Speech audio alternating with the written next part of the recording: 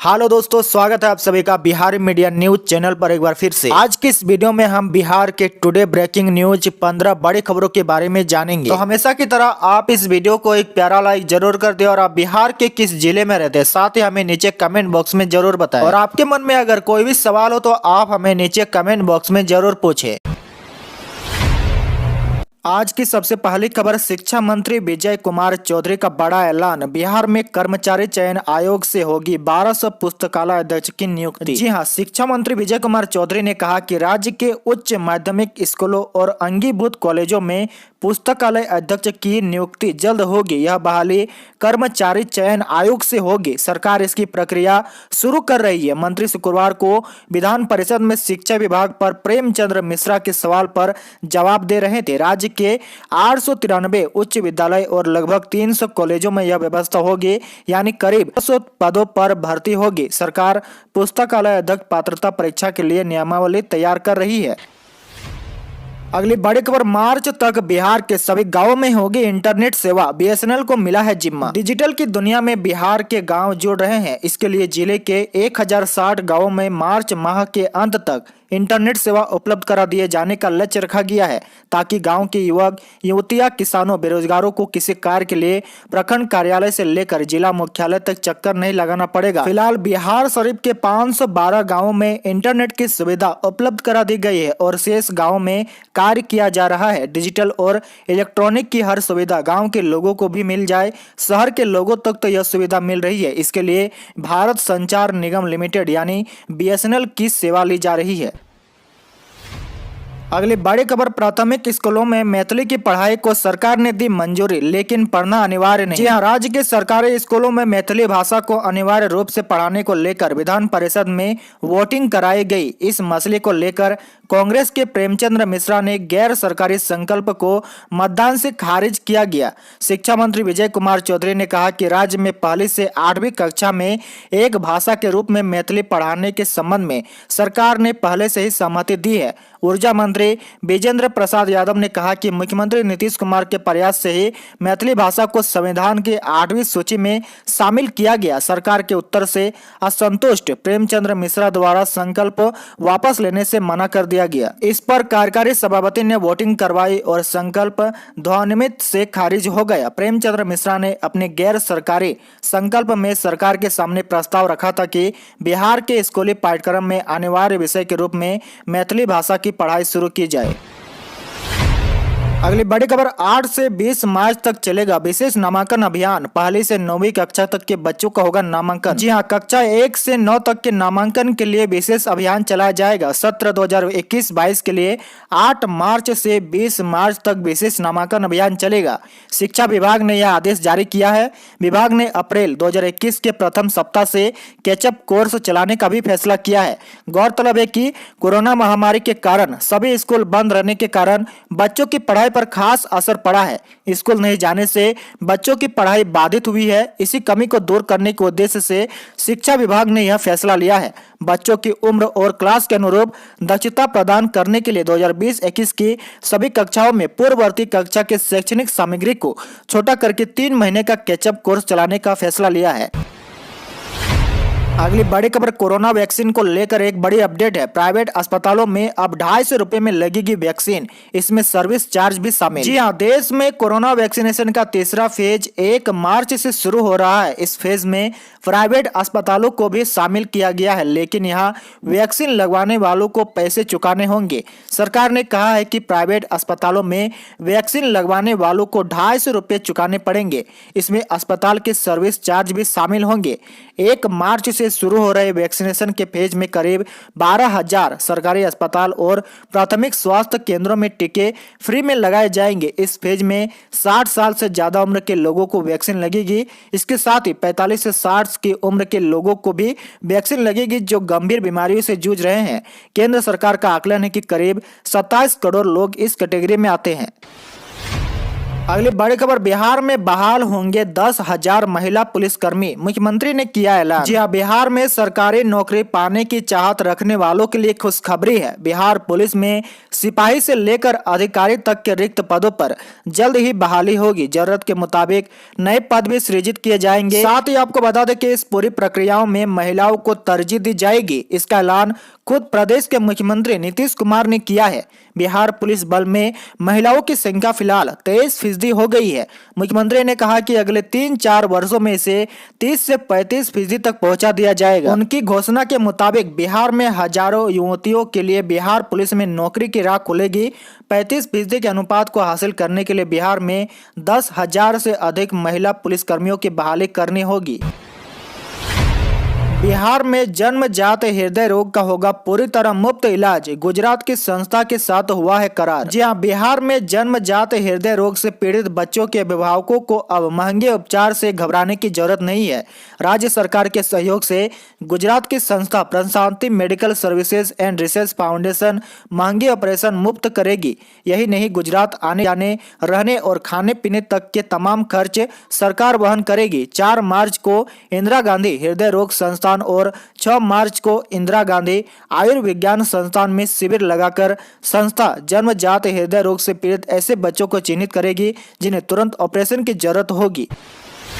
पटना में gas cylinder बेचने सड़क पर उतरी महिलाएं, बोली उज्जवल योजना में मिला था, अब 900 रुपए में खरीदने की औकात नहीं। देश में एलपीजी गैस की कीमत लगातार बढ़ती जा रही है। रसोई गैस के दाम बढ़ने से परेशान महिलाएं राजधानी पटना में सड़क पर उतरी।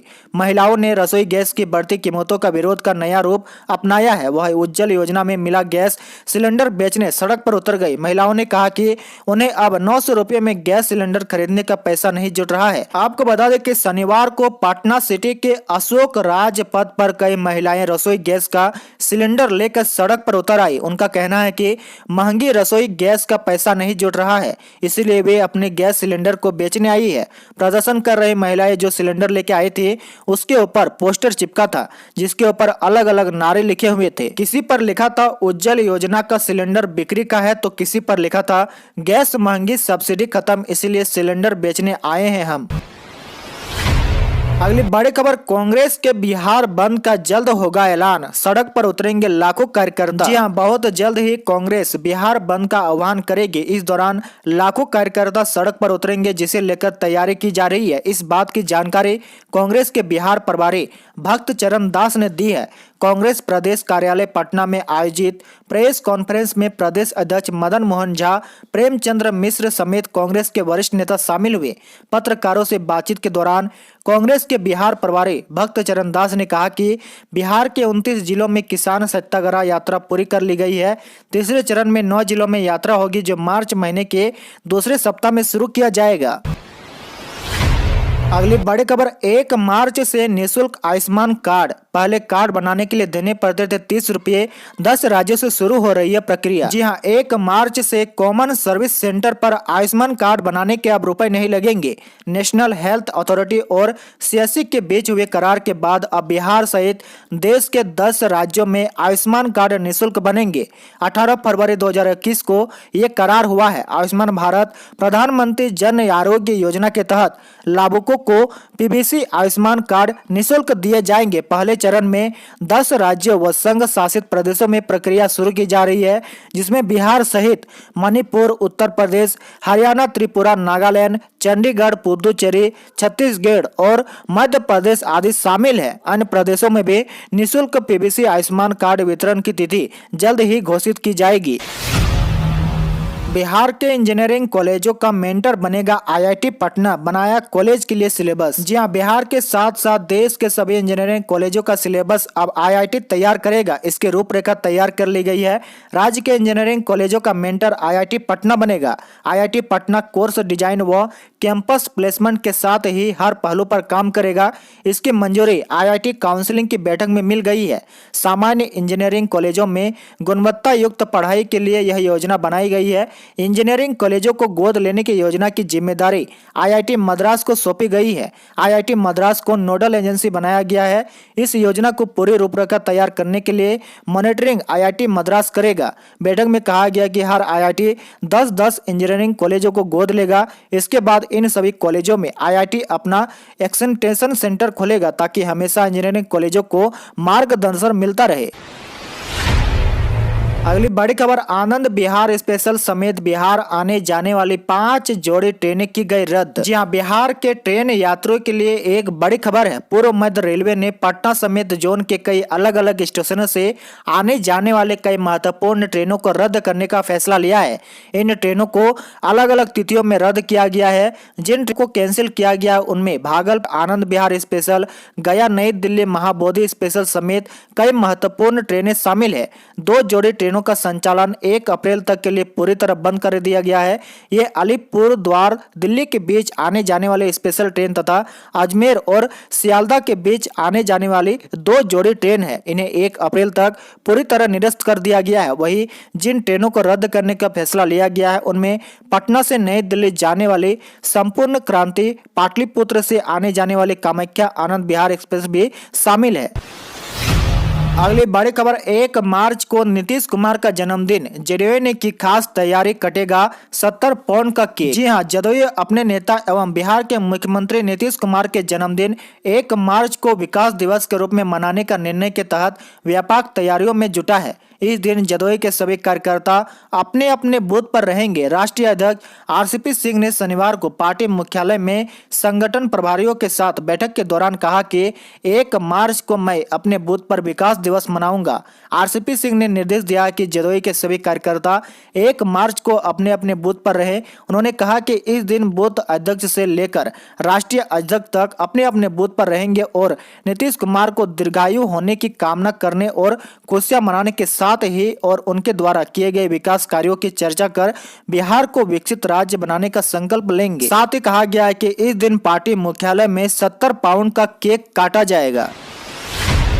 अगली बड़ी खबर, तेजस्वी ने खोले पत्ते, समान विचारधारा वाले दलों से आरजेडी करेगी गठबंधन। राष्ट्रीय जनता दल के नेता तेजस्वी ने शनिवार को कहा कि उनकी पार्टी समान विचारधारा वाले दलों के गठबंधन कर असम में आगामी विधानसभा चुनाव लड़ेगी। तेजस्वी यादव ने गुवाहाटी की अपनी पहली यात्रा के दौरान कहा कि वह पहले ही कांग्रेस से बात कर चुके हैं और गठबंधन को औपचारिक रूप देने के लिए एआईयूडीएफ के साथ हम बातचीत करेंगे। उन्होंने यहाँ संवाददाता सम्मेलन में कहा कि हम समान विचारधारा वाले दलों से बात कर रहे हैं। और अंत की बड़ी खबर, फास्ट टैग से मोदी सरकार की जबरदस्त कमाई, एक दिन का कलेक्शन 100 करोड़ के पार। जी हां, पूरे देश में 16 फरवरी से वाहनों पर फास्ट टैग अनिवार्य हो गया है, जिसका साफ मतलब है कि अब बिना फास्ट टैग के टोल प्लाजा से कोई भी गाड़ी पार नहीं करेगी। इसके अलावा जिन भी गाड़ियों पर फास्ट टैग नहीं लगा होगा उनसे दोगुनी राशि वसूली जाएगी। इसी नियम के तहत आपको बता दें कि पिछले 10 दिनों से पूरे देश में व्यवस्था चल रही है और अब आंकड़े बता रहे हैं कि फास्ट टैग का एक दिन का कलेक्शन 100 करोड़ के आंकड़े को पार कर चुका है। आज के लिए आपका सवाल बताएं कि भारत के किस शहर में जंतर मंतर स्थित है? इसका जवाब आप हमें नीचे कमेंट बॉक्स में जरूर बताएं।